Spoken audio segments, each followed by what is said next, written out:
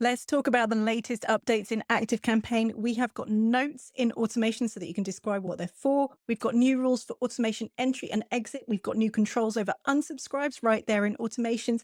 And we've got better email metrics showing inside automations. This is exciting stuff for you. Let's dig in. One of the things this is going to fix for everyone is this really embarrassing thing where you've got an automation that's sending emails and it's accidentally sending the same email twice to the same person in a short space of time. There's a reason that happens, and we've now got the fix in ActiveCampaign. So I'm going to show you around these new things that we have to play with, starting with automation notes, an actual place in automations to put notes so that everyone knows what the automation's for and what it's doing there. Let's take a look. You've got to look to the right-hand side of the screen, and up over here, there's a little arrow just there. You want to hit that arrow.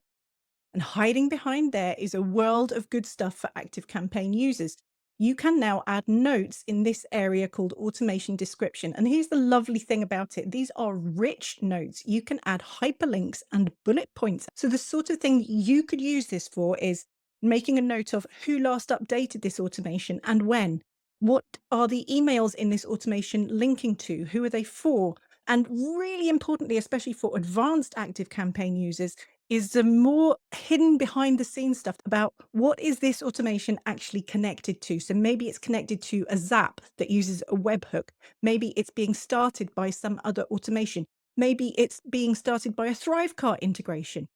Previously, it was really hard to make notes on that stuff and have it right there in the automation. You now have automation description right there, ready to go. Enjoy. And in that same area of the screen, there are new rules to control entry to automations via triggers, new rules to exit if someone unsubscribes from an email sent by that automation. You can actually have them exit the automation. And you can adjust the setting for the list that will be unsubscribed from if someone unsubscribes from an email in that automation. It used to be called list associations. Let's take a look. Back in that same area of the screen behind the arrow on the right-hand side, you will find below the automation description these settings. A contact can enter the automation, and then there's an edit button. Contacts exit when, there's an edit button. And if a contact unsubscribes from an email, again, there is an edit. So you've got options in all these places. The default setting is that a contact can enter an automation any number of times. This is independent of the trigger settings. So each individual trigger can have its own settings as well. This one kind of overrides them. So the default is any number of times, and that's what you'll see if you haven't changed this. But we can now choose a setting to say a contact can only enter this automation one time ever through triggers. That's pretty powerful if you don't ever want someone to be able to come back into an automation, even if they hit another trigger later on. This is where that awkward double sending thing happened, where a contact gets into the automation twice, either twice subsequently or twice at the same time, and they get 2 or more copies of an email. It's really embarrassing when that happens. This entry control is how you're going to be able to stop that happening. So you can set it to run once only for any trigger ever. You can have the default, which is they can enter any number of times through triggers, or this third one's a little bit subtle. It says only after they have exited. But what it really means is they can only come into this automation if they're not in it already. So only if they're not in it right now. And what that one does is it prevents concurrent entry where the same contact is in an automation multiple times.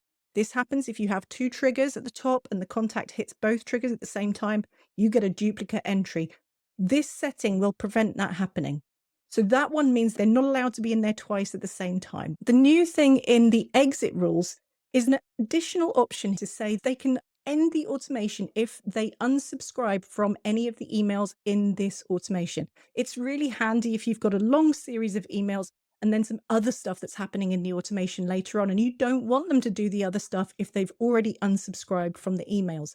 Historically, an unsubscribe from an email would not stop the automation from running. They would carry on through there. Now you can say, if they unsubscribe from an email in this automation, I want them to end the automation as well. Here's what that looks like. So it would say this option here as well. So they either get to the end or they unsubscribe, and that means they're going to leave too. Okay, so you've got the option on that one. And here's the list associations. When a contact unsubscribes from an email inside an automation, the default setting is it will unsubscribe them from every list in your account that they're on. It's called a global unsubscribe. We can now overrule that in most cases by selecting the specific list or lists that we want the contact to be unsubscribed from if they hit unsubscribe from an email that was sent by this automation.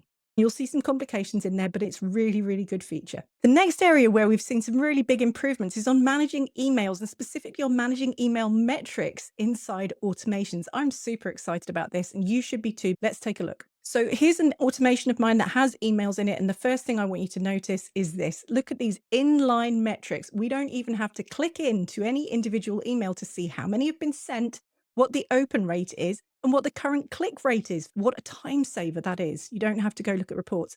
And then we've got an additional area in behind that arrow on the top right where the settings were. You can see the open rate, click rate, and the unsubscribe rate. Super useful. You can also open any email that you want to edit. And I'm just going to point out a really subtle thing. If you've got emails that are hiding behind the scenes, so emails that you've built some other time and maybe they're retired, or you decided they weren't working well and you wanted to replace them, but you needed to keep them in the system, I call them ghost emails. They're kind of hidden behind the scenes, but they're now really easy to see in the back end here in the messages area. You would also see SMS messages in here if you use ActiveCampaign's SMS programming. And you can edit any of those emails straight from here.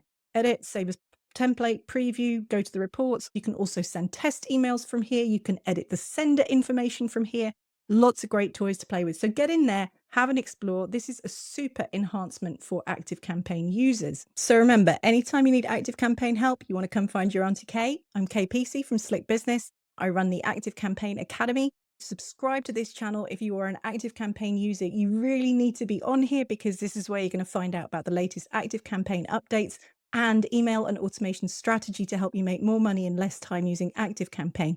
I will see you in the next video. If you're going to watch one more after this, I want you to watch the one on the latest date automation updates.